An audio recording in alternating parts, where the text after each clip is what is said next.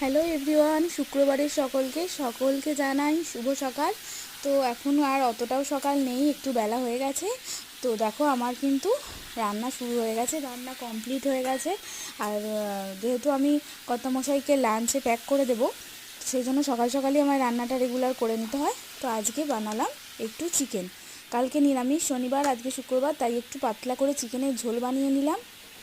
একদম পাতলা করেই বানিয়েছিলাম।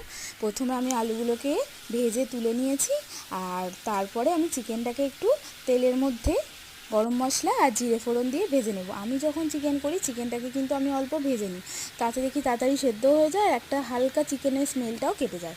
তো সেই জন্য আমি চিকেনটাকে একটু ভেজে তার উপরেই পেঁয়াজ, আদা, রসুন, ধনে, জিরে, ক্যাপসিকাম, টমেটো, গরম মশলা অল্প একটু গুঁড়ো দিয়ে ভালো করে কষিয়ে নেব। কষাতে কষাতেই কিন্তু সমস্ত মশলা একদম গলে যাবে। তারপর আমি আলু দিয়ে জল দিয়ে আর সেদ্ধ করে নেব।